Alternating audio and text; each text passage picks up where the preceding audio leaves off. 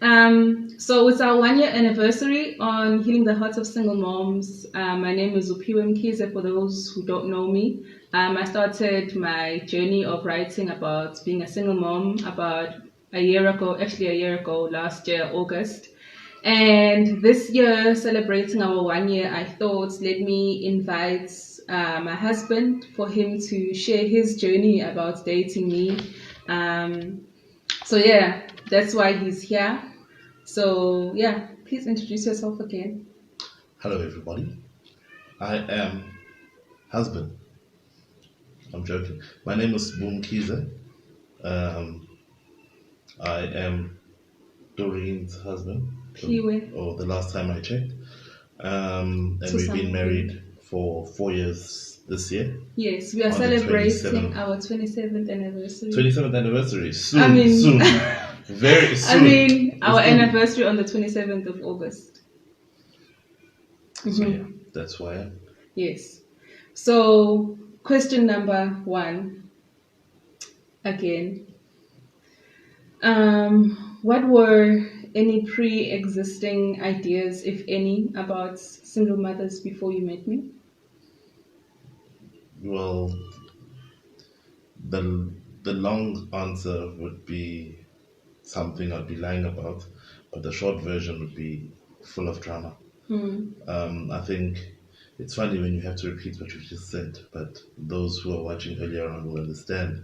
I think everything in society, when you see movies or whatever, and there's a single mother or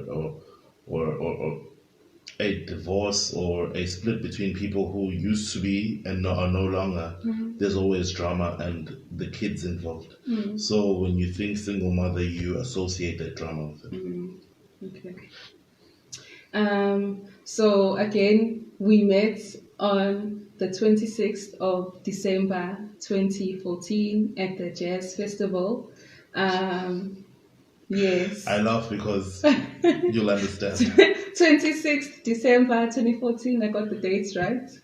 And then Are you we we exchanged digits, and then the next day in the morning, Ukai was texting me, and then he asked for my picture. First time mates, we didn't know anything about each other, and then he asked for a picture of mine, and then I sent him a picture of me and my son. So yeah, so what were your thoughts when you got that picture? Don't know what I said earlier on, but it was nerve-wracking. I was scared, but at the same time, I try to play cool and say to myself, you know what? I got this. I understand. And at the same time, what I had done is try to put myself in your shoes.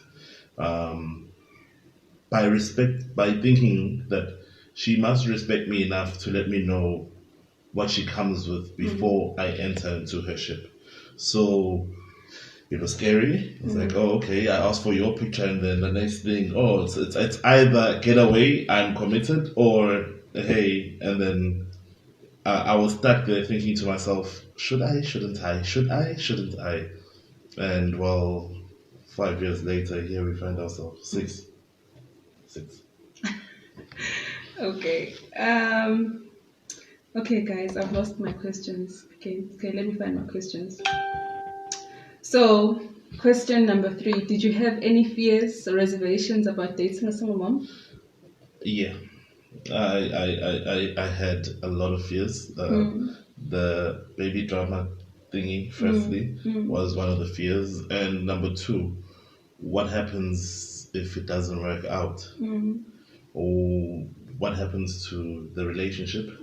What happens to the child, in this case, Nalo? And just the connotations that it comes with. Remember, I come from a family that has no children. Very reserved. Very reserved. No one has a child out of wedlock. And we come from that staunch Christian background. And I'm bringing something that is, not I'm bringing something as if it was a burden, but I'm bringing someone that is totally different from the norm in this household. it didn't take a lot of convincing because we got a great support structure at home, but it took a lot of courage rather. Yeah. Okay, I think what's enough.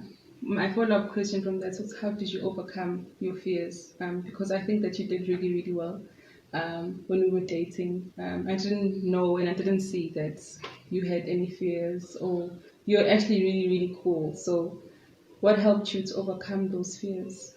You helped me overcome them because you were in a place in your life where you had accepted what had happened. You were on a healing journey. In fact, I could go on to saying that you had healed from it. And during dating, it was the time when we realized that, oh, there is actually no drama.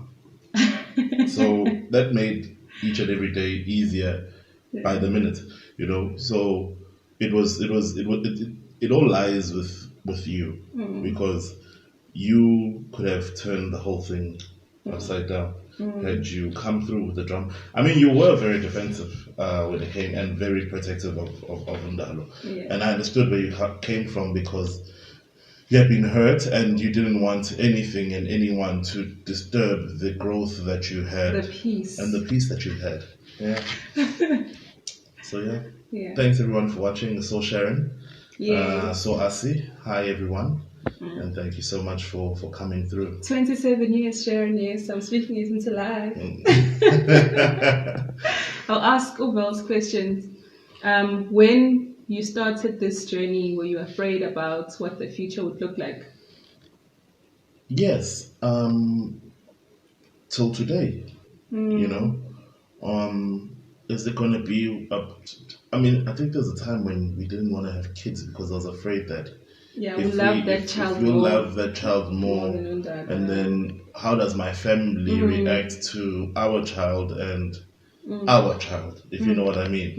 And it was one of those things where I didn't know to embrace the whole situation, and you know what? God has a plan for everyone and everything, and it happened so seamlessly. And like I say, for those, I think one of my best friends, my best man Larry, sent a picture, sent you something just before we got married, and he's like, "Yo, Usbuya Fana Nondalo, are you sure that he's not his real dad?" Yeah. And we got a lot of those, yeah. You then realize what kind of an impact that you've had in someone's life.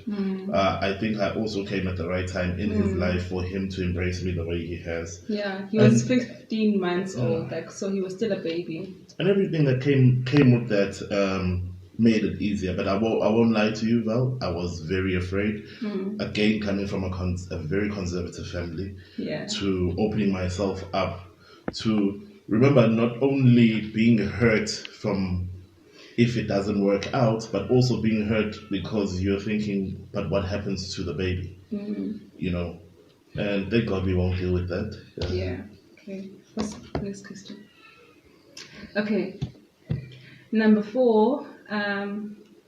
Look at Asi. Saying Dalo resembles you so much. Yes.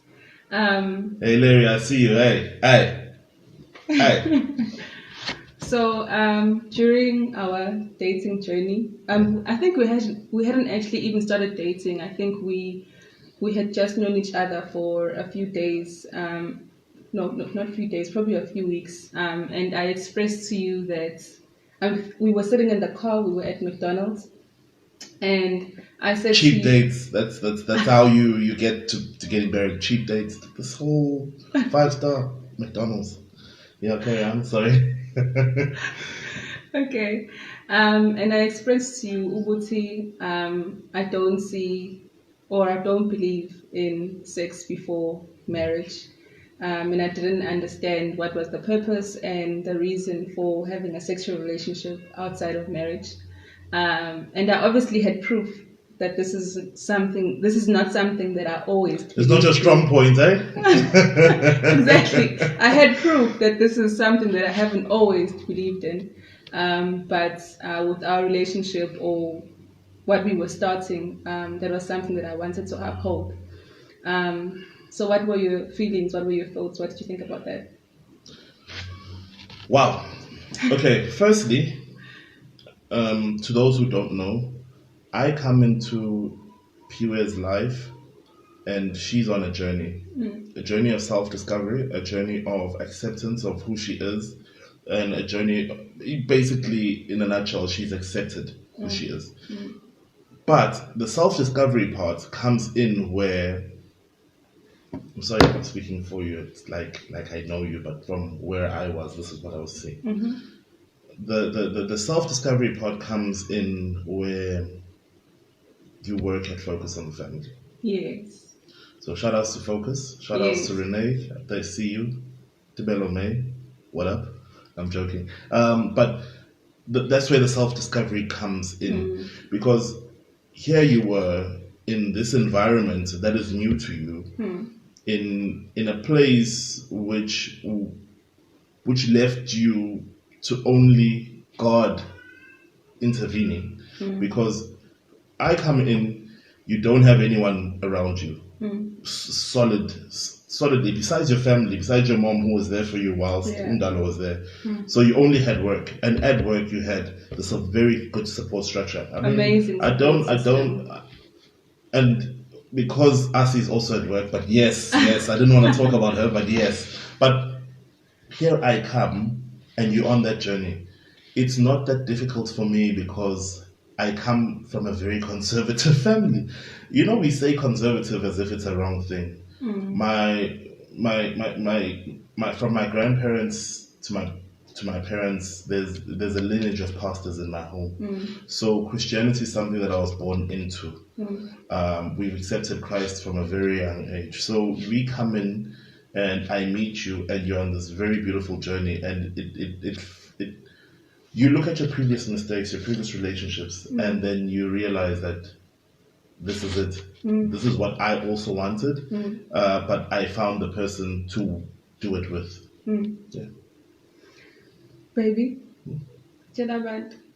so if there's a guy who's dating a single mom, and a single mom says, I don't want to have sex before Ngishat, I want to have sex when Singshadil, what would you advise that guy? You know, what did you do that made it's you knowing it's understanding the principles of Christianity, and having someone who's strong-willed enough to stay the course, because it's not an easy course. You need to stay the course, and you need to believe strongly in your morals, strongly in your faith, for you to realize and to remember why you're doing what you're doing. Okay. I hope he answered that question.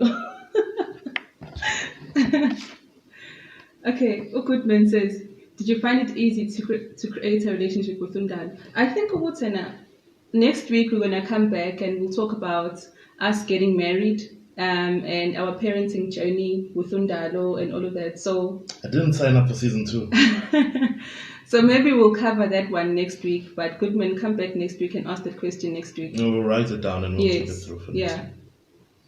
So number 5, what is your advice to a single mom who is thinking of going back to the dating game?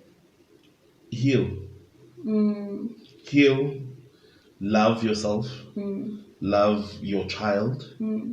And accept that you are a single mom. It's sad. You don't need to be a single mom by hating the father of your child. You know, if there's a relationship there, embrace it. Doesn't mean that you need to love the father of your child just because you're embracing the relationship. You know, you're just embracing it for the child. But love yourself enough, know your worth, so that when somebody comes and plays you, you know what to and what not to take. You know, you are very strict, by the way. You are very strict. I am grateful to Asi, because there was a time you wanted to put me in limbo, and Asi's like, no. Yet Asi's putting another friend of mine in limbo, which was amazing. You know, but we'll talk about that some other time. Let's carry on. Yeah, I'll just say, I think I had my guard up really, really, really high. understandably, because I think when there's a child involved, you need to be very, very sure the person that you invite into your life is someone who's going to add peace, or and not take away from you, not take away from your child. So I did have very high boundaries, but I think it helped us really, really well on our journey. I think it was good.